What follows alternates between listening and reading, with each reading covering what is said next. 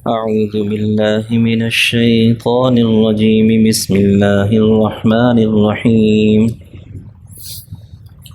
وإذ قال ربك للملائكة إني جاعل في الأرض خليفة قالوا أتجعل فيها من يفسد فيها ويسفك الدماء ونحن نسبح بحمدك ونقدس لك قال إني أعلم ما لا تعلمون وَإِذْ قَالَ رَبُّكَ اور جب کہا تیرے رب نے للملائکہ ملائکہ سے انی جاعل فی الارض خلیفہ کہ میں بنانے والا ہوں زمین میں خلیفہ قالوا تو کہا انہوں نے یعنی فرشتوں نے اتجعل فیہا من یفسد فیہا کیا تو بنائے گا فیہا اس زمین میں ان کو من یفسد فیہا کہ جو اس میں فساد برپا کریں گے ویسفک الدماء اور خون ریزی کریں گے ونحن نسبح بحمدک ونقدس لک حالانکہ ہم تیری تسبیح بیان کرتے ہیں اور تیری پاکی بیان کرتے ہیں قال تو کہا اللہ تعالیٰ نے کہا انی اعلم ما لا تعلمون کہ جو میں جانتا ہوں تم نہیں جانتے۔ سورہ بقرہ کا تیسرا رکوع یہاں سے شروع ہو رہا ہے۔ اس سے پچھلے رکوع کے اندر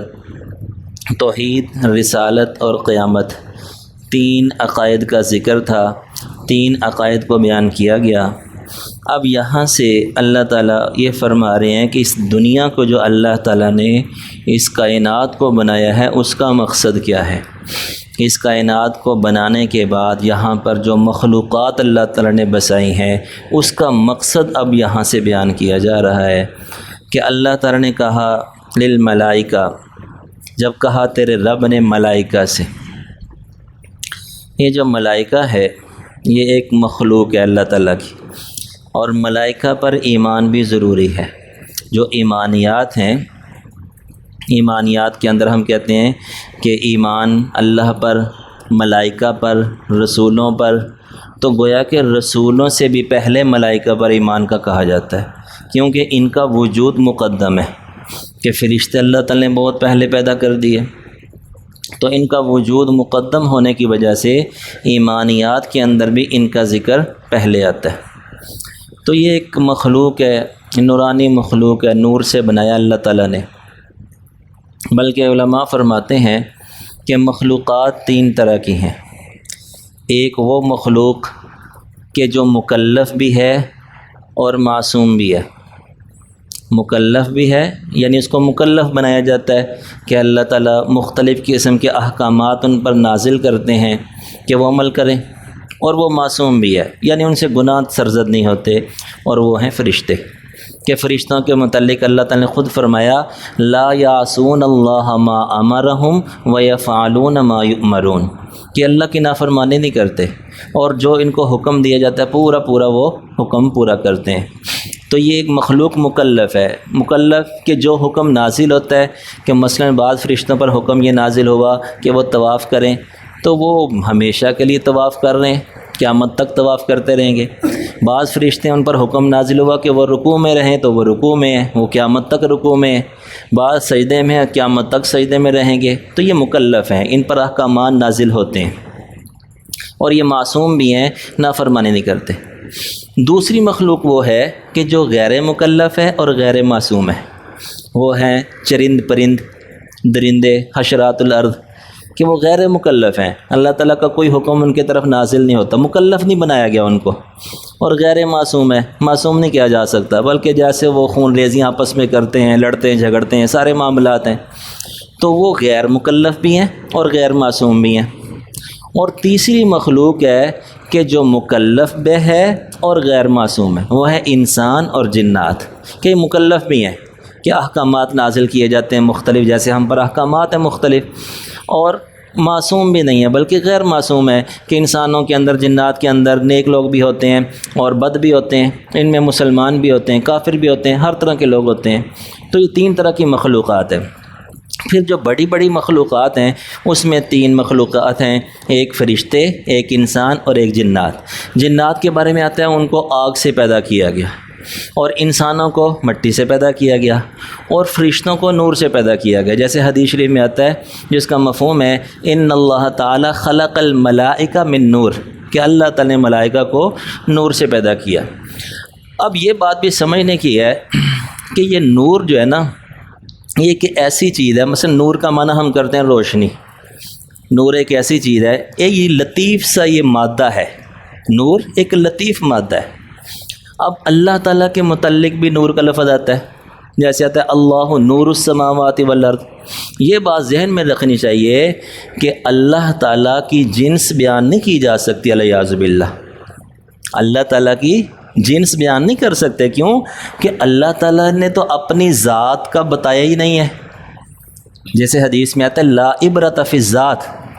کہ اللہ تعالیٰ کی ذات میں غور و فکر منع ہے، ذات میں نہیں غور و فکر کر سکتے۔ اگر خدا نخواستہ کوئی ذات میں غور و فکر شروع کر دیں گے تو بندہ ہے نا وہ کوئی جسم بنا دے گا، الیاذ باللہ، اللہ تعالیٰ کو کوئی مخلوق بنا دے گا، تو اللہ تعالیٰ کی ذات میں غور و فکر ہی نہیں کر سکتے۔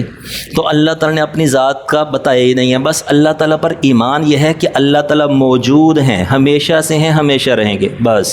ہاں صفات میں غور کیا جا سکتا ہے کہ اللہ تعالیٰ کی اتنی صفات ہیں، جتنی صفات ہیں اب دیکھیے، جیسے مثلا اللہ تعالیٰ کی صفات ہے جمیل، تو یہ کائنات کے اندر جگہ جگہ خوبصورت چیزیں آپ کو نظر آئیں گی، جتنی صفات ہیں اس کا جو مظہر ہے وہ کائنات کے اندر موجود ہے۔ اللہ تعالیٰ کی صفت ہے قدرت، قدیر، تو جگہ جگہ اتنا بڑا سمندر بنا دیا، اتنے بڑے بڑے پہاڑ بنا دیے، سورج بنا دیا، یہ قدرت کا مظاہر ہے۔ تو گویا کہ جتنی صفات ہیں اس کا مظہر کائنات کے اندر موجود ہے، لیکن اللہ تعالیٰ کی ذات کے بارے میں غور و فکر منع ہے۔ تو اللہ تعالیٰ کے متعلق جو آتا ہے کہ اللہ نور السماوات والارض، یہ نور کا معنی ہے منور السماوات والارض، اللہ تعالیٰ زمین و آسمان کو روشنی دینے والے ہیں، روشن کرنے والے ہیں، کہ جب اللہ تعالیٰ نے زمین آسمان یہ بنائے نا تو اندھیرا ہی اندھیرا تھا، پھر اللہ تعالیٰ نے اس کے اندر روشنی کے لیے سورج چاند وغیرہ کو پیدا کیا۔ تو اللہ تعالیٰ کی ذات کے متعلق یوں نہیں کہا جاتا کہ اللہ تعالیٰ نور ہیں، یہ متشابہ لفظ ہے۔ جیسے دیکھیے کہ اللہ تعالیٰ کے لیے لفظ آتا ہے ید اللہ،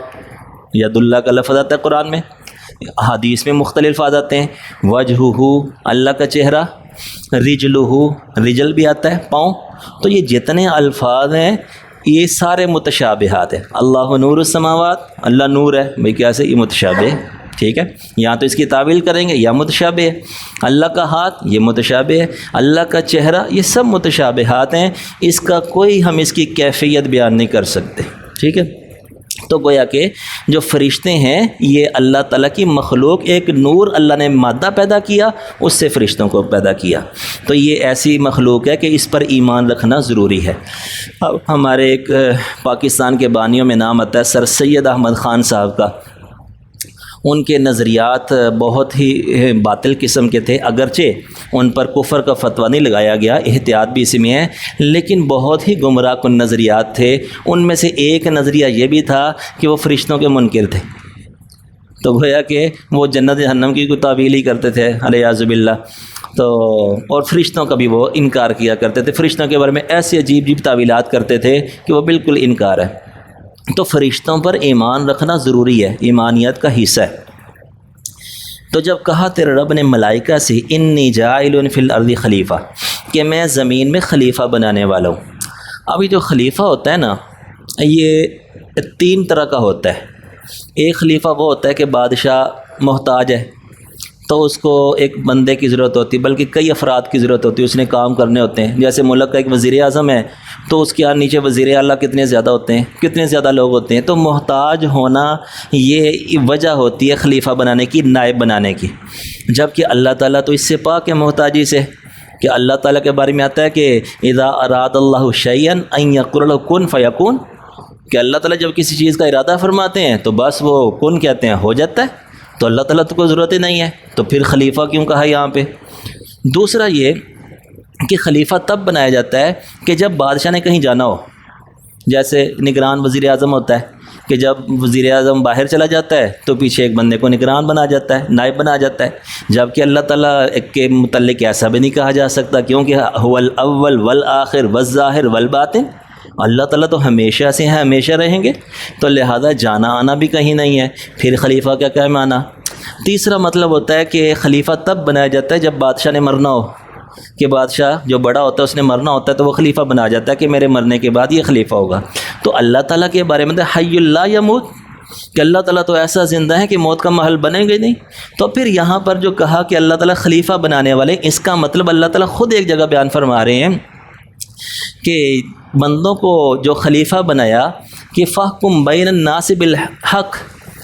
کہ انما جعلناکم فی الارض، کہ ہم نے تمہیں خلیفہ بنایا، فاحکم بین الناس بالحق، کہ یہ جو وحی ہے، جو احکامات ہیں، اس کے اندر خلیفہ ہے۔ اور ایک جگہ فرمایا کہ جعلناکم خلائف فی الارض، کہ گویا کہ تمہیں میں سے بعض لوگ خلیفہ ہوں گے بعض کے، کہ مقصد کیا ہوگا کہ اللہ تعالیٰ کے احکامات نازل ہوں گے، درمیان میں ایک مخلوق فرشتہ، جو فرشتے ہیں وہ واسطہ ہوگی، یہ فرشتے بنائیں گے، یہ بینہ و بین اللہ تعالیٰ، لوگوں اور اللہ کے درمیان واسطہ ہیں۔ تو اب یہ جو احکامات نازل ہوں گے ان کو نافذ کرنے کے اعتبار سے، اللہ تعالیٰ کے احکامات کو کے نفاذ کے اعتبار سے یہ خلیفہ ہے، وگرنہ جو حقیقتاً خلیفہ کا معنی ہوتا ہے وہ ایک معنی بھی اللہ تعالیٰ کی ذات کی طرف صادق نہیں آ سکتا، نسبت نہیں کر سکتے۔ تو انی جاعل فی الارض خلیفہ، کہ میں زمین میں خلیفہ بنانے والا ہوں۔ قالوا، تو انہوں نے کہا اتجعل فیہا من یفسد فیہا، کہ کیا آپ ایسی مخلوق بنائیں گے کہ جو زمین میں فساد برپا کرے گی اور خون ریزی کرے گی۔ اب یہ فرشتوں نے اعتراض کیا اور ان کا مقصد کیا تھا، انشاءاللہ کل عرض کریں گے۔